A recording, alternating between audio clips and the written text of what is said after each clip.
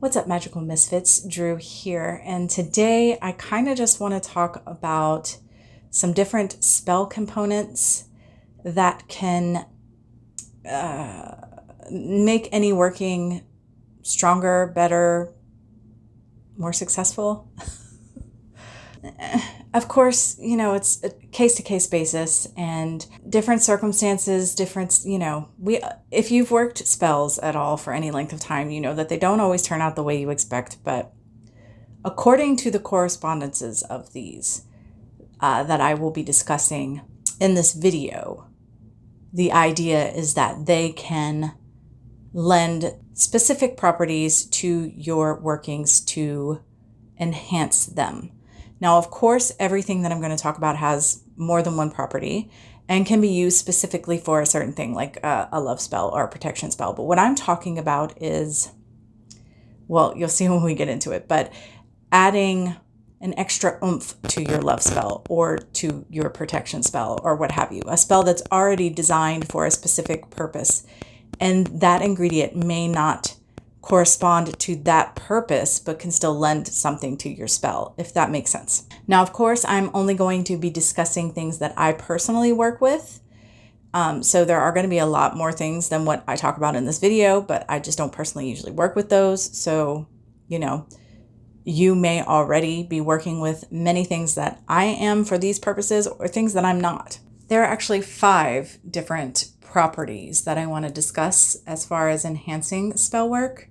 So we've got correspondences that can amplify your spell, amplify the power, the energy, the potency, basically make your working more potent. Although, they at least have the possibility of doing that, right? Adding longevity to a working, speeding up a working, bringing in properties of success to a working, and manifestation, because basically we're trying to manifest something when we're doing spell work. So having correspondences that are directly associated with manifestation can be very beneficial in a working. I will also say that I have worked with most of these in the capacity that I will be discussing with you in this video, but not all of them.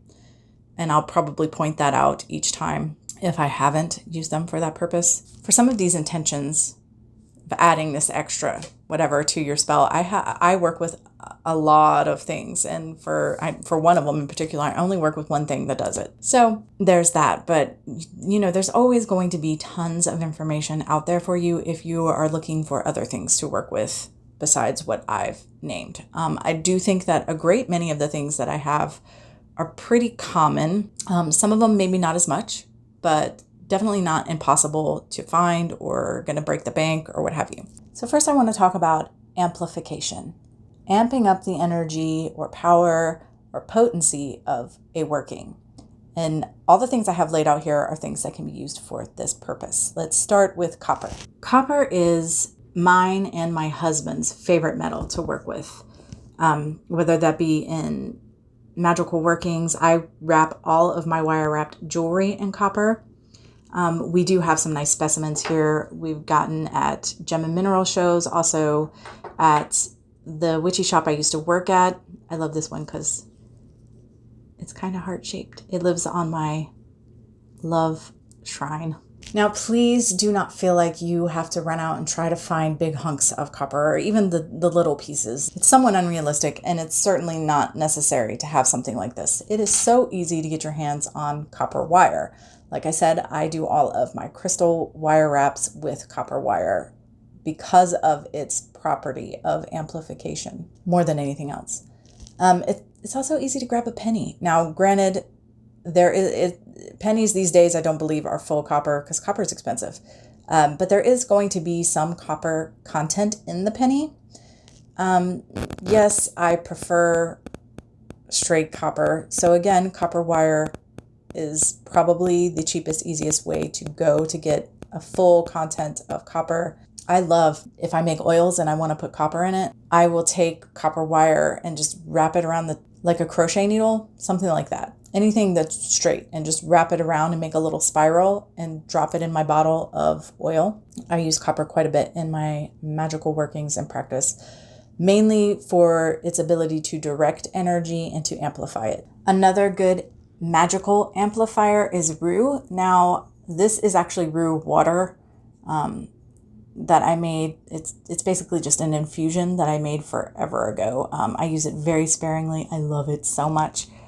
I do not actually have any rue at the moment, but I do have some growing in the garden this year, so I will have some, and I'm super excited about that. I've been out of it for a bit, and I do have some actually coming in the mail from an ethical outside source, but I don't have any to show you at present. Either way, rue is an excellent amplifier of magic, of energy. So it's another good ingredient you can choose to work with in that manner. Another great amplifier of energy in a working is cinnamon. And so I have it here in stick form, and then there's the powder. This is also an oil if you have essential oils. This is not a 100% essential oil. It is a blend of essential oil and other like perfume oils, but you can get 100% essential oil for cinnamon and use that as well. I just typically go for either the stick or the powder, honestly. And here we have dragon's blood resin, and I do have another essential oil, perfume oil blend. Another way I like to work with it is infused oils. But again, I think most people know that dragon's blood is a ingredient that you can add to a working to enhance the potency of that working. Right here we have some Rutilated Quartz. Now, these are kind of the fuzzy ones. This is not one that you're going to see necessarily every day. Typically, when you find them in your metaphysical shop, they're going to look more like this. There are different colors of rutile. You can get silver, gold, and red. The most common one you're going to run up on is gold, though. And that is, of course, a really good amplifier. It's quartz.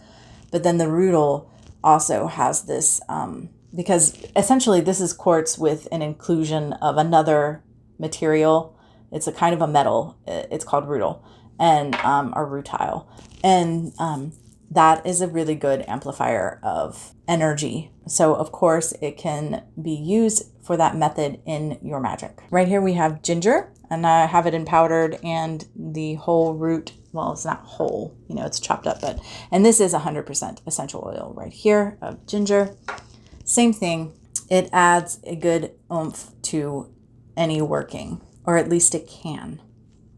Right here we have Mandrake. Same thing. If you want to add power, you want to amplify a working, Mandrake is really good for that. And here we just have regular clear quartz because, of course, everybody, that's kind of witchy 101, right? Clear quartz is a amplifier. That's what it does. That is what it is best at. It's also highly programmable. I don't want anybody to feel like they have to go out and buy nice specimens. Like, you can just grab a quick tumble. You can get little bitty, like, these are just chunks of broken quartz that are just really cheaply available. It doesn't have to be some big, fancy, beautiful specimen to work with. It can be, but it certainly doesn't have to be. Okay, so that's it for what I work with. That's really great for amplification and potency and enhancing a spell in that way. Let's talk about adding longevity to any working and the few things that I work with that correspond to that. So here we have some petrified wood, and I think it's kind of obvious why petrified wood might add longevity to a working. Now, obviously, all crystals and minerals are very old, and so technically they could lend longevity to a working, but petrified wood is specifically credited with the property of adding longevity. Right next to that, we have moss agate. And in this little jar here, you will see that I have little beads.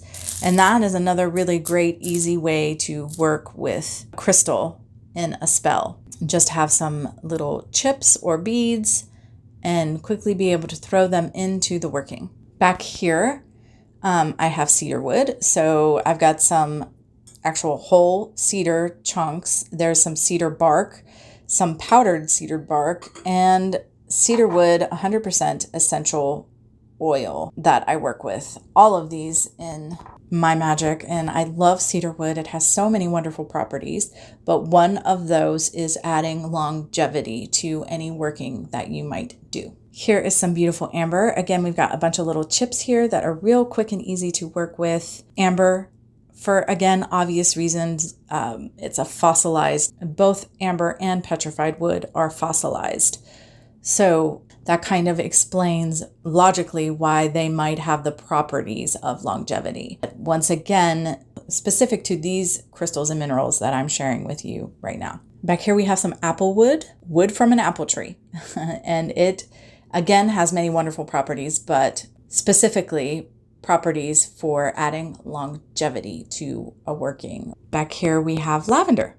Lavender also is known for being able to lend longevity to our workings. And again, you know, I have the flower and the oil here. And just beside the lavender, we have rose quartz. Now, I have never used rose quartz for longevity ever. So I have never worked with rose quartz in that capacity before. And for me, it was kind of counterintuitive. It was a bit odd. I actually didn't even know you could use it for that until I was making my notes for this video. And I just kind of wanted to cover all my bases and make sure that I was discussing everything that I actually have and I work with in my practice that falls under any of these categories. And so I was just sitting there thinking, rose quartz. But honestly, rose quartz is the stone of unconditional love. And as soon as I made that connection, it kind of fell into place, because pure, unadulterated, unconditional love is everlasting forever. Nothing can break it. So being able to add the property of longevity just actually makes a lot of sense. And I may have to play with it in the future. I don't know. So now I want to talk about the herbs that I work with that specifically correspond to success. I don't know if there are any crystals or minerals that have that specific correspondence. There may well be. I certainly could look at correspondences for them and sort of nudge them into the category of success based on what they do. But I mean, as far as just specifically being known for success, I don't know of any. So once again, we have cinnamon in its various forms, ginger in its various forms, and lemon balm. And I adore lemon balm. I like to usually work with it in like the whole leaf form and break it down myself.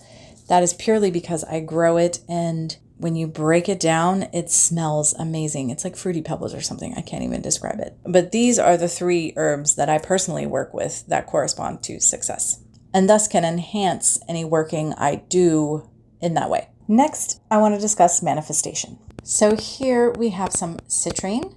Some of it is heat treated. Some of it is natural. For me, that doesn't really make a huge difference. Everybody can make up their own mind about that, I suppose, for their spells and their workings and what have you. Citrine is a wonderful ally when it comes to manifestation. Next is Balm of Gilead. Now, I have heard other people pronounce that word differently, but that's obviously how I say it. The little pods they look almost insect-like. I think they're really cool. But it's kind of, to me, like a pine nut kind of deal. I don't know. Anyway, I've been working with them since the beginning of my practice. They are absolutely my go-to when it comes to doing any kind of manifestation work in spellcraft. Lastly, we have Smoky Quartz. Now, you can see my ceiling fan in the thing. That's funny. Wish. At any rate, I've not used Smoky Quartz for manifestation before. That is not the first thing that comes to mind. I typically go for citrine.